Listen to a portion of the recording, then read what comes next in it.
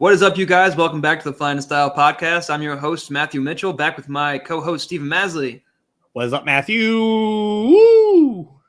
What is up, Steven? Welcome back, everybody. We are coming back to you for NFL playoff football officially. It is wild card weekend, and the Eagles will be playing the San Francisco 49ers at home on 4:25 on Sunday afternoon. So it's officially playoff season. We're in high gear. Stakes are high. So, Maz, what are you thinking? How do you feel going into the playoffs? I feel good. I would feel better as a 2 seed, which we had the opportunity to get. We're just going to recap the Commanders real quick. Basically, we ended with a 3 seed, which means in order to get another home playoff game in this, if we were to advance over the Niners, we would need an upset to happen. Either Chicago losing or Chicago losing, pretty much. And Chicago plays the Packers on Saturday night. Sorry. So this might be our only game as a home Stallion, but we'll see. We'll see what happens with that. But yeah, dude, I'm excited. I'm very excited to get playoff season started. Excited to bring out our real playbook, which we're going to discuss because we've been using a fake playbook all year, gentlemen and ladies out there. It's certainly the hope. So, it's time to finally bring it out, which is going to be really cool seeing like this offense like really come to fruition, which we're going to get into. It's a joke, by the way. Yeah, I'm excited. The Niners are injury ridden on defense. They're a well-coached team, great team. We'll get into the preview, but yeah, excited is the word I'm trying to use without going into too much. Yeah, no worries. Before we even jump into the 49ers, let's just briefly talk about the Commanders too. And honestly, just talk about the way the season wrapped up. The Eagles finished out 11-6, and they did finish the season with a loss against the Commanders. We did have all of our backups in, which was quite the talking point leading up to that game. And briefly, before we jump into it, I know you said you wish we got the 2 seed. Did you feel strongly about the starters sitting during this game, or did you not feel strongly about it until circumstances made it important? Me personally, I'm always, and I've said this multiple times, I'm always an advocate for play the players in any situation that needs to be played. I understand the rationale behind not playing the starters, injury risk, and actually like giving them rest. Just because the O-line was so banged up, I do understand that like not playing who we did, but it kind of is annoying though that like if we happen to play the Bears next week, that the Lions did their job and they lost. Obviously, completely theoretically, they could have blown out the Lions, but theoretically, we could have a home game instead of traveling to Chicago, which would be a whole storyline. I'm not trying to look past this Niners game or anything, but you have to. If like this was an opportunity, I think, and I know we didn't have the podcast last week, so I'm not able. Obviously, now the point of view of having the starters might be the correct point of view, but you can also say I see their point of view, and I like how at least Sirianni stood by his guns and just that's how we've been playing. That's how we rest guys. Week 18 last year with Saquon record on the line and whatnot. I know Smitty got his over 1,000, but I wanted to play this. I mean, I'm always an advocate play. Like if you get injured, you get injured. It's just part of the game, which stinks. I know it's a lot to ask, but having a 2 seed would be a little bit more to the 3 seed, especially if Seattle were to go down. We could have. I mean, you saw last year we ran the table as a 2 seed, and got home field all the way through, which we're undefeated at home, and we lose away. But yeah, what do you think about it? Well, obviously in hindsight, I think that it was a bit of an oversight the way that they handled it. I was personally on board going into the week with resting the starters. To me, I really truly felt confident in the backups being able to go in there and do their job. And I knew that it was going to be a mix of starters and backups throughout the game.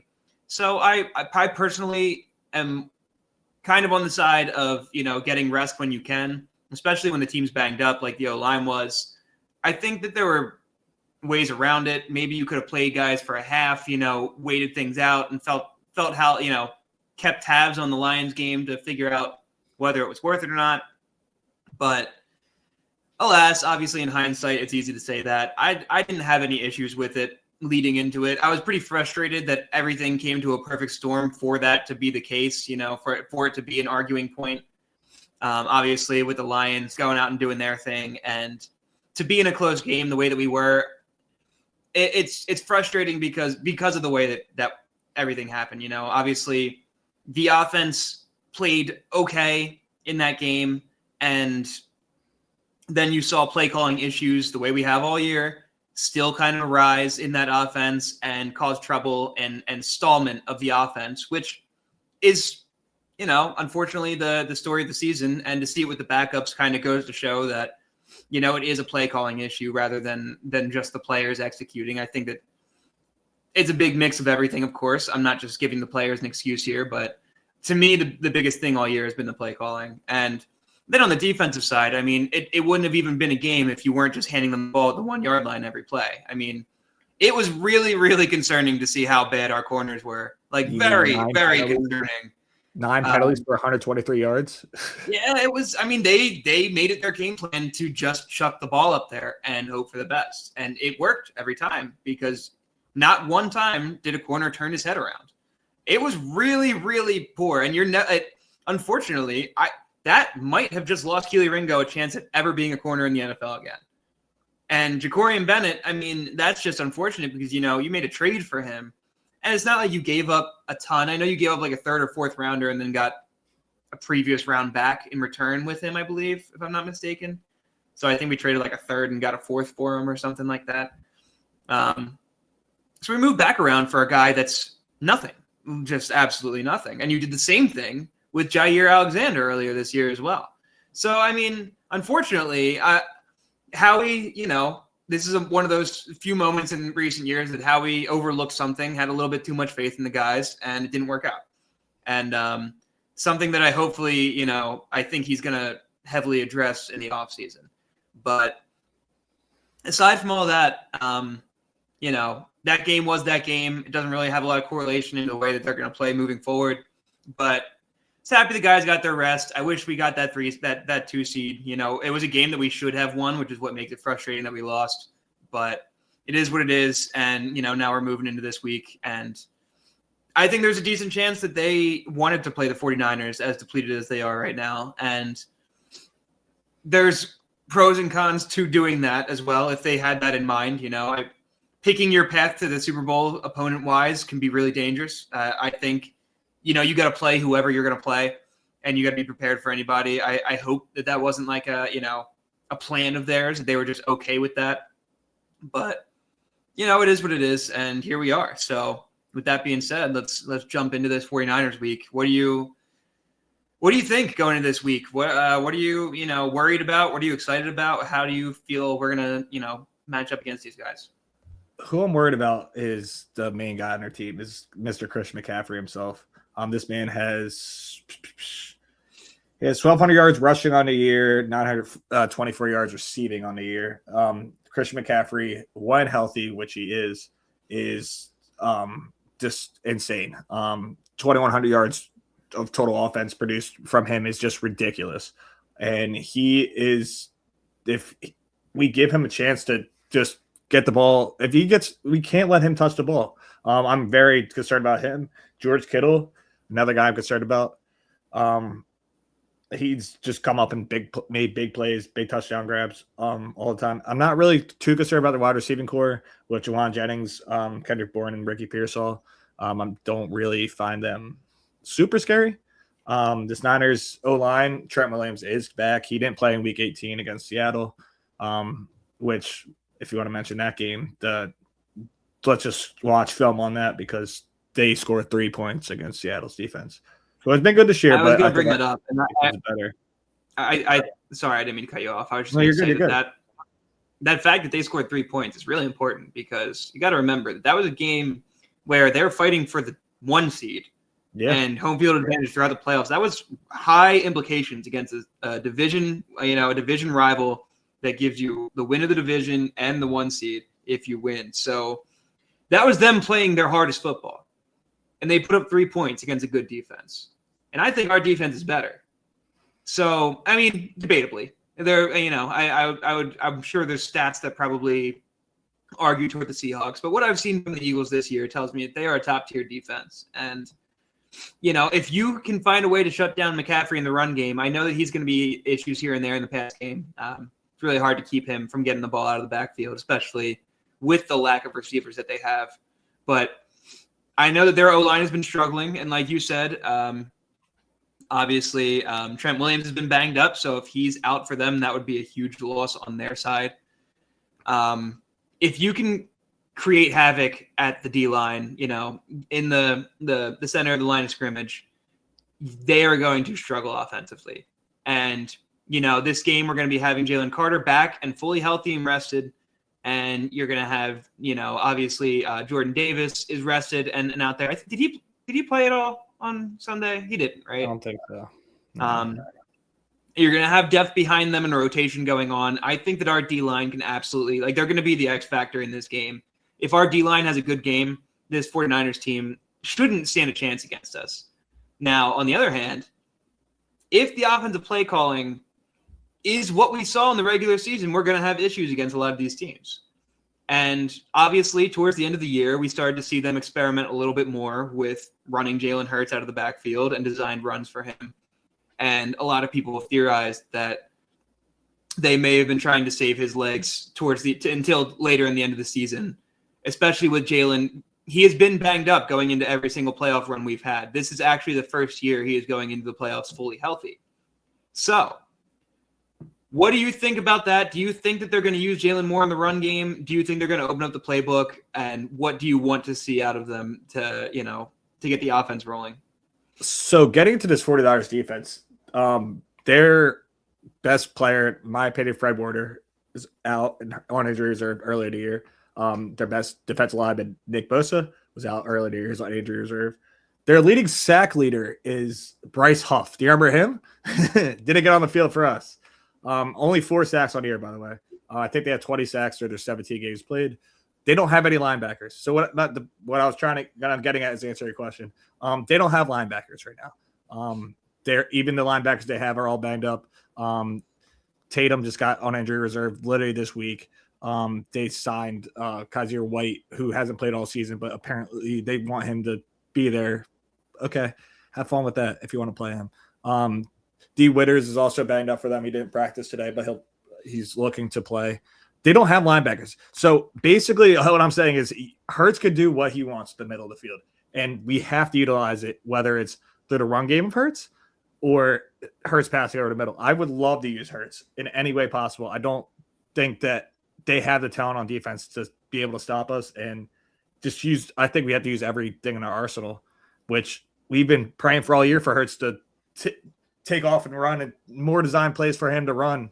This is the time to do it. The Eagles' success is 100% riding on the play calling, and Kevin Patullo it's going to be an interesting topic at the end of the year with the whole Kevin Patullo situation, because I think the obvious answer is that people really want him fired off of what we've seen this year. But there's a mixed group in terms of the fact that would mean that you're starting with another offensive coordinator again. It's the same song and dance that we've had every year. And, you're going back to, what Jalen Hurts' 10th play caller in a row. So do you think there's any argument for Kevin Patullo past this year if he has a good playoffs? Or do you think that no matter what you've seen this year, this is something that you don't want to be the face of the Eagles? And, and like I said, this is assuming that he has a good play calling offense in the playoffs. Because if he keeps calling plays the way he has, we're not going to win. And I want you to answer this question, but then I want to put a stat out about his play calling that's really important for why this team is going to make it or break it off of it. I mean, it depends how far we make it, to be completely honest. If we win the Super Bowl, I think maybe someone might take a shot. There's been a lot of head coaching spots open.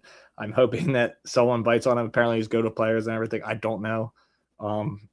I don't want to see him as a play caller. I think if it's the play calling that does do us down to our detriment, he has to move on. We have to move on from him. I know he's Nick Sirianni's boy and whatnot, but moving on from him I think everyone wants to. It all depends how far we go. I'll be honest. That's fair. I'm I think I'm mostly on the side of no matter what, I want him gone as the play caller. I think what I've seen this year, we've talked all season about the fact that we're never really sure if it's Kevin's fault or if it's Sirianni's fault or if it's Jalen's fault. And I feel like in these past few weeks, we've actually had a few slip-ups to the media that have really opened my eyes to where the troubles are coming from. And to me, it has been mostly Kevin Patullo. And it's not all Kevin Patullo. I'm going to explain why. But I think that obviously you've seen Jalen, not go through reads properly at times. And I think that at the end of the day, Nick Sirianni has the say, and he is not doing anything to change it, which all in all kind of makes it his fault. But I'll explain why I'm blaming Kevin Patullo. So first of all, we've talked all season about the fact that when they run crossing routes and when they run out of the RPO, they simply do better, and there's statistics to back it up. And I can show you a statistic that just backs it up right now. The Eagles ran crossing routes at the third lowest rate in the NFL. Despite Jalen Hurts going 32 for 38 for 329 yards, 3 touchdowns, and 130 passer rating on said plays. 32 for 38 and 130 passer rating on crossing route plays. Dude, it's in a playoff playbook. Calm down. And we ran into the third lowest amount in the NFL. And and to go along with that, the Eagles are snapping the ball much later than any other team in the league. And why is that important? Because we heard Nick Sirianni slip up to the media when they were asking him about, pre-play, why does it take them so long to snap? Nick Sirianni kind of slipped up and said, well, when it's happening in real time and there's only 10 seconds left in the clock, there's not much that you can change at that point. Which kind of implied he's a little bit throwing Kevin under the bus for not getting a play call out in time. And you've seen this with Jalen sitting there kind of, being like, let's go, get the play call. And third of all, then you go to the Hard Knocks hot mic of Jalen throwing a touchdown pass. I forget which game it was, been coming off the field, and Nick Sirianni talking about, not going to hate on that play call, are you? Kind of implying that Jalen has been complaining about the way the offense is ran. And then lastly, again on Hard Knocks, in the meeting room, the QB coach is kind of talking to Jalen saying, like, we got to get this in order, and he gives him a, we? Look, so with all those things being said, I kind of just, lastly, the thing that actually infuriated me the most was Kevin Patullo talking about the fact that they run the ball just to run it sometimes. That made my ears bleed. And that was the final straw on the camel's back for me with all this, rhythm and play calling nonsense with the offense. I just truly think that for whatever reason, there is a weird communication issue in that room between all three, Jalen, Kevin, and Nick. And I just don't think that Kevin is experienced enough with the play calling, simply. I just don't think that he has the experience to know what to do in a given situation.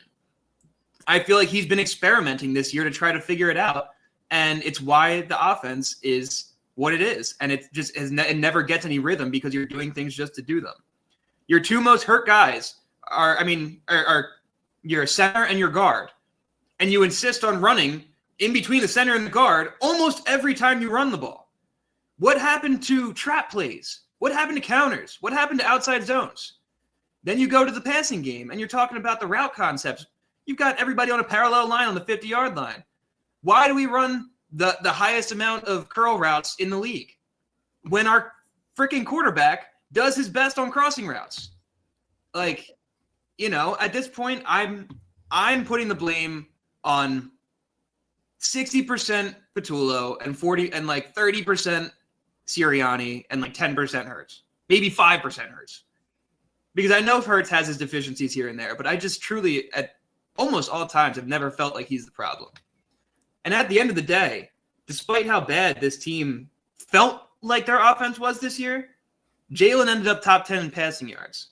Saquon ended up top 10 in rushing yards. AJ and Smitty both had over 1,000 yards receiving. And Dallas Goedert finished top 2 in receiving touchdowns. Does that sound like a bad offense? Not with stats. I know the eye test is the eye test. I'm not trying to say that they're a bad offense, but you've got these guys. Like, the reason this team is afloat is because of how talented they are. But you got to fix the play calling, and it has to be right, or you're just going to have these struggle games, and you got 4 games left. You don't got room to struggle anymore. Got to show up and call the plays right. Sorry for my rant, as I tend to do, but no, I love it. I was going to add to it.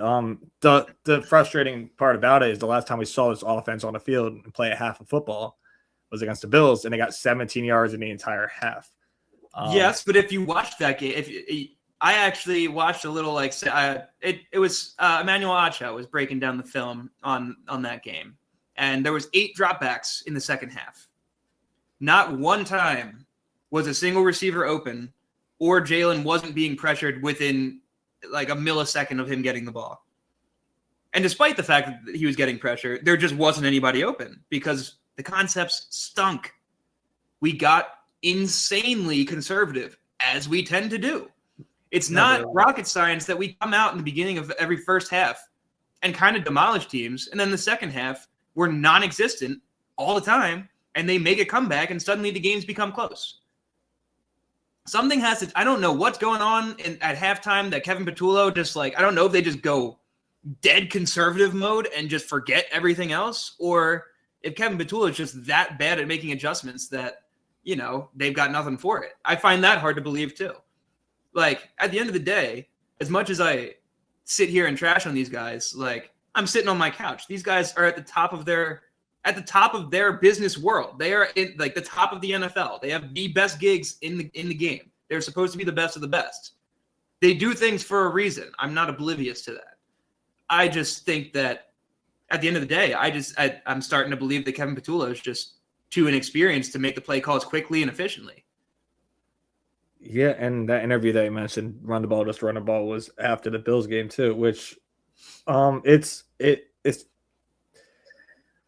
I've become accustomed to it and kind of got numb to it, which is kind of annoying in a way. I'm just like, all right, I hope we just get at least a couple of yards so we got a good punt here, or at least get a first down so we got a good punt here.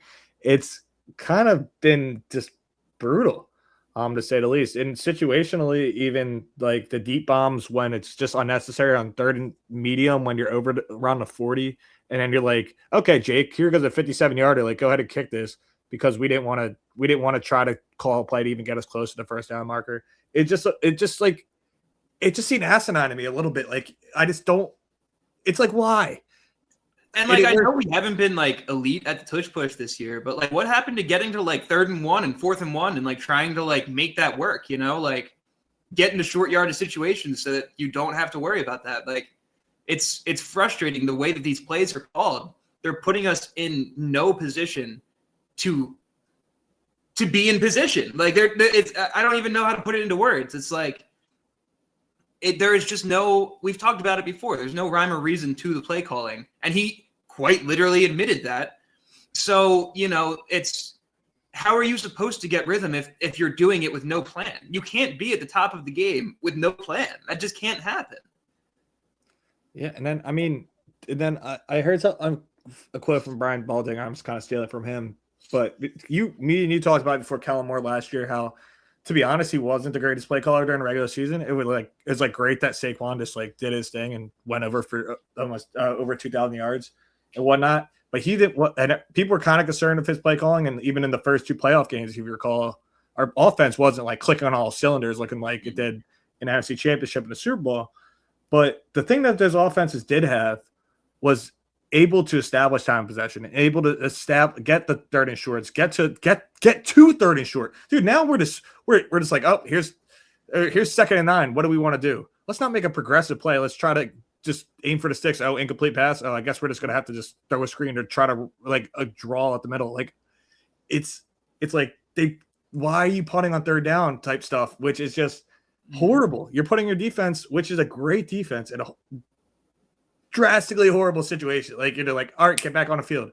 The Eagles would be the number 1 defense in almost all stats if they weren't on the field for 40 minutes a game. The only reason they don't have the stats to back them up is because they're on the field all the time.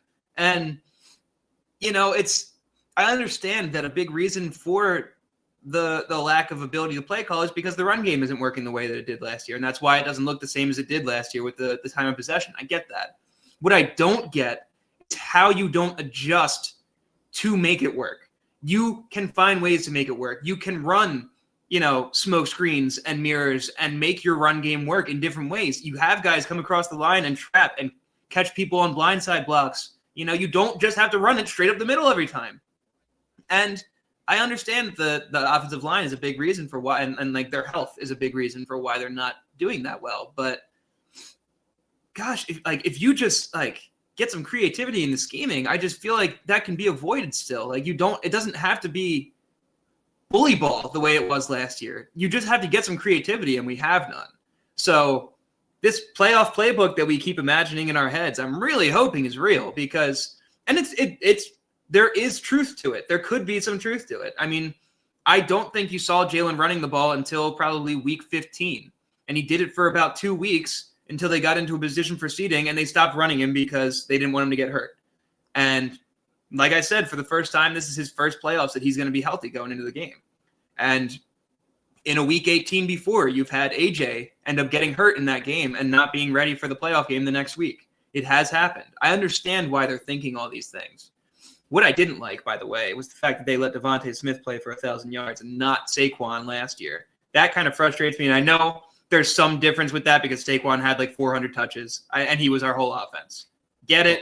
Just frustrates me at the end of the day as a fan because everyone wanted to see that, and that was NFL history. And it feels a little bit hypocritical to go back on that stance this year, no matter how insignificantly, similar they are. Just because they have to play the O-line of Saquon. That's it. That's the only thing. Yes, that's true. You can't do the backup O-line and put Saquon out there. Even a tank looked good. It's true. It just felt frustrating that they the principle of it to let him play to get to his 1,000 yards, but not let Saquon break the record last year. It just felt irritating. I understand there are logistics that go into it that make it completely different. Maybe he's also invincible. That man will take 3 bullets to the chest. That last pass that he caught to get his yards was a little scary. I didn't like watching that in week 18. Dude, he just takes a shot and then he just gets up and he's 170 pounds. He's big. He's better than everyone out there. He doesn't get hurt. I'm just kidding. It's so insane, but alas, No, but even you're talking about we're talking about the O-line right now and how banged up they've been throughout the season. 1 week of rest and going into 2 weeks of fully quote unquote rest until playing isn't going to heal Lane Johnson, which he's practicing for the first time. Well, listen, I actually kind of disagree with you on that topic because there's a difference between playing injured and playing hurt. Now, Lane Johnson has been injured since week 11. Having that extra week, a difference between 4 weeks and obviously this is different, but how long has it been since week 11? It's now been 7 or 8 weeks. So at that point, I feel like it does make a difference for somebody like Lane. Now, I didn't want to play him in week 18. Of course not. But I'm talking about a guy like Landon. But Landon has been playing hurt all year. And if you don't give those, when you're playing hurt, if you just keep doing it, it simply will never get better. If you, I know that it probably didn't make it go away in a week, but it will make it a lot easier to play on, I feel. I hope. I'm just saying, not to the point of playing him or anything. I'm glad we rested him, but I don't expect Landon to come out there and be like, "Oh, I'm 100% forever." Again, we can. No, of course not. We can run our plays like how we were last year when I'm 100. But you only got to get through 4 more games, at most. And I love him for that, and he'll be fine. But he misses that first step. My whole point is, which was kind of counteract toward yours, is I can't expect him to be any better than he was in the middle of the season. Just this game. I can't expect him to be a pro baller, an all pro again this game, just because he had a week of rest. You know what I'm saying? I get your point, but it's almost like saying the difference between 70% and 80%, and that does make a difference. You know what I mean? Yeah. I do feel like Landon, just getting an extra step, even if it's not going to make him all pro level, matters. I think every edge, this is a game of inches. You have to get what you can get. And at the end of the day, would it have been more beneficial to go after the 2 seed than give your guys 1 week of rest? Probably. Like, I think so in hindsight. But I do think that these guys have been banged up enough that, they it will be beneficial for them. And at the end of the day, how much so, I cannot say. I think it depends on the person and the injuries.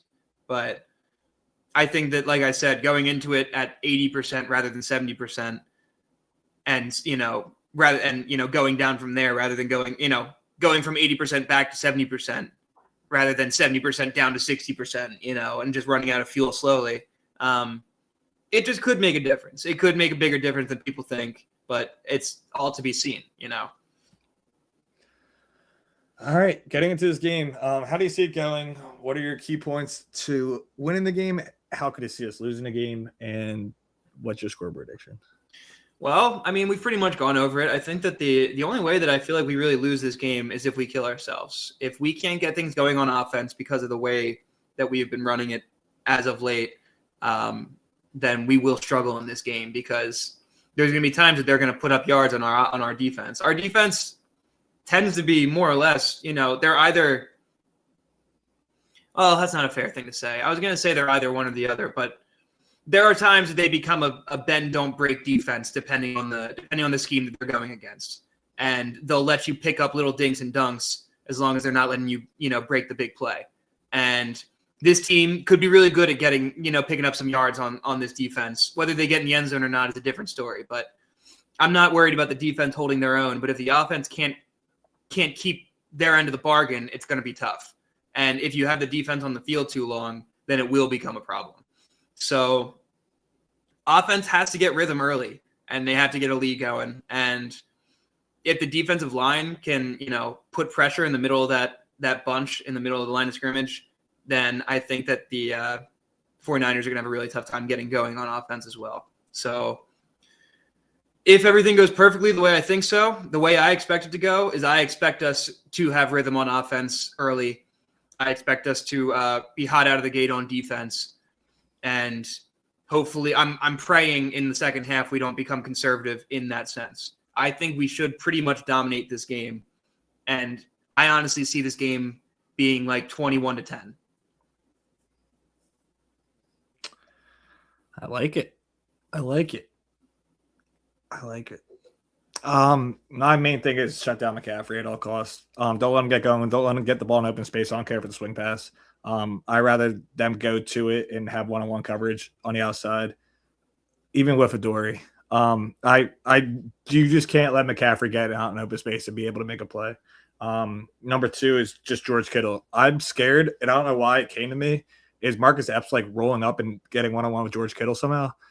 I just saw that in my head, and I was like, that's gonna suck. Try not to get them in situations where they put pressure on, just to let them have advantages. Like, I mean, we're so much more talented on defense, and like defense versus defense wise. Again, to your point, like offensively, if we don't demolish, we have to demolish this defense and take advantage of what we have, because they're riddled with injuries. And I know guys will step up for them and make plays, but like there's no one that you should legitimately be like shaking by on their defense, which is like, we need to score points in this game. I don't like to be this cocky going into a playoff game, but I do truly feel that if we're in a close game, that we're doing something really wrong. Yeah. Because, and it's not, I don't even mean it as a knock to the 49ers, because they have played well this year. But I don't think their strength of schedule has been anything impressive outside of their division. And I don't think that they have the health that they need to make a run. Like, at the end of the day, they're kind of like the Lions of last year, where they have the talent, but they're just absolutely riddled with injuries. And with the situation being the situation, it just shouldn't be that close. And honestly, hearing George Kittle actively not want to play the Eagles in his press conference gave me a little boost of confidence, because it became clear that they had no desire to come into Philly and play us. So did you hear his comments?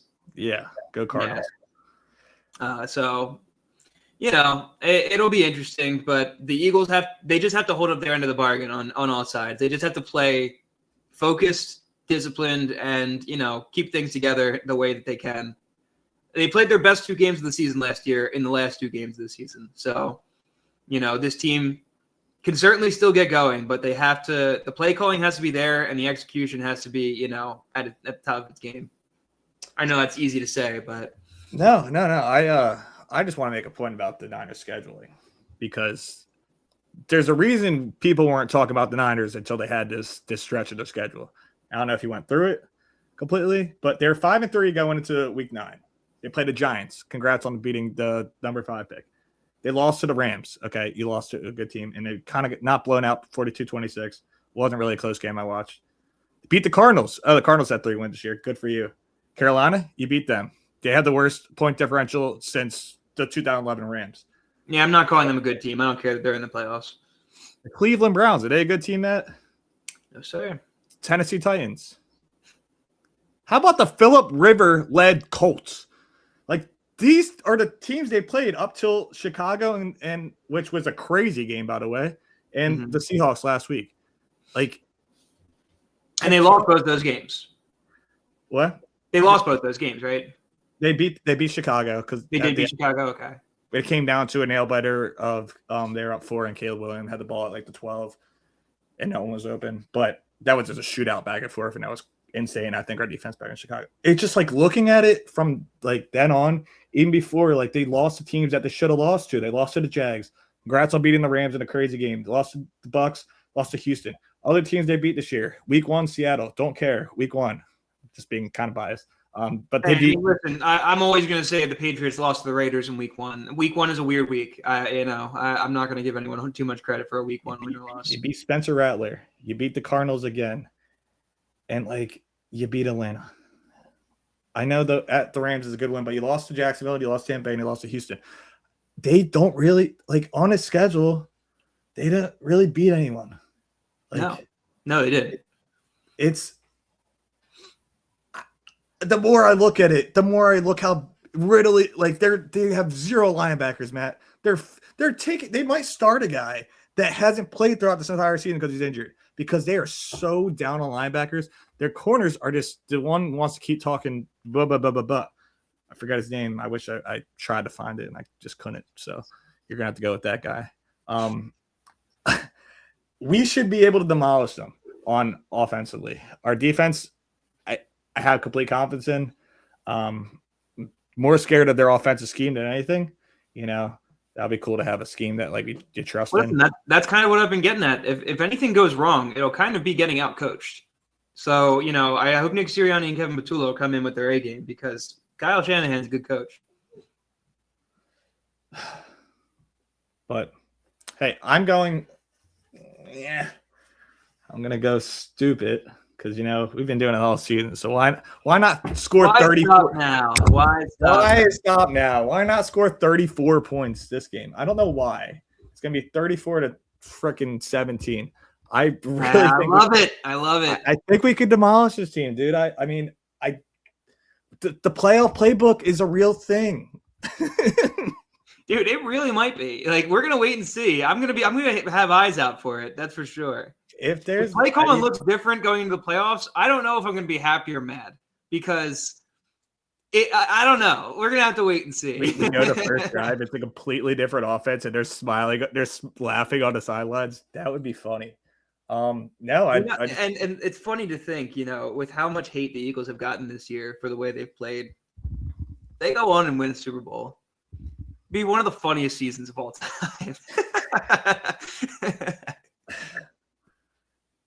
I mean, we talked about it. The most hated Super Bowl team of all time. I mean, let's be honest. Last year, week 4, everyone wanted to fire Sirianni. So, I feel like it was the same. I don't think, if you were listening to WIP through the Super Bowl last year, I think every show was kind of talking about how bad the team was until the championship game.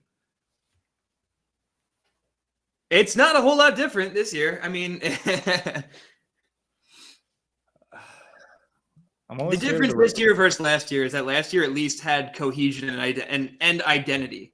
You at least had the fact that you were the best rushing best rushing offense in the league and had Saquon. This year, there's just not really a face of what makes us good. Like when you talk about it, you're like, oh, what are the Eagles really good at? And you're just like defense, and defense. They score points. Not really. They score points when they need to score points. I don't know how to explain them. Listen, they tend to play up and down to their opponent's level most of the time, and it's interesting. They really, they stick to their guns and they run with their game plan, and they aren't changing it for anything. So, hopefully I'm wrong about that statement, and we are changing things, but it's interesting. It's very. I just don't think this is a defense that is able to actually hurt this offense, and I wouldn't be. And maybe even next week we'll go into like talking about how bad this defense of the Niners is. But hey, man, I hope we're able to talk next week about going to another playoff game. And I certainly think we should. And I'm going to be excited watching this game. I'm going to be hopeful. I got a lot of faith in this team and the way they've finished out the season. They left me on a note higher than I thought they would, and I like their chances. I really think that they've got a good chance here, based on the competition, the path they have, and all else. I just been saying it for about 3-4 years now. I have a hard time seeing a team that's better than them, and until I'm proven otherwise, let's go Birds all the way. So that being said, guys, thank you for tuning in. We appreciate you guys always. And if you like what we had to say today, make sure you like the video. We appreciate you. Click that button in the corner. And if you like what we have to say all the time, if you want to come back next week and check on us, make sure we're either not depressed or having a good time. Make sure you hit that subscribe button. We appreciate you for everything you guys do, just for checking us out. Thank you. And hopefully we'll be coming back to you guys happy and healthy next week with a big Eagles dub in the wild card round. So stay tuned. Hopefully it'll be a fun weekend of football, and we will see. Any last thoughts, Maz? Yeah, I'm just curious about all these other games I'm looking at. It's gonna be all close. I mean, I'm really curious to see what's gonna happen in the AFC. It's a whole new group of AFC teams from last year, more or less. So they're kind of a crapshoot this year. I really don't know what to expect out of the AFC. I feel dirty saying that I think it's going to be the Jags, but I don't know. They've been playing the best as of late, so it's hard to say. Well, we'll discuss it more next week. I know we were in a little bit long, but let's go Birds, and we'll see you guys next week. Let's go Birds. Talk to you guys.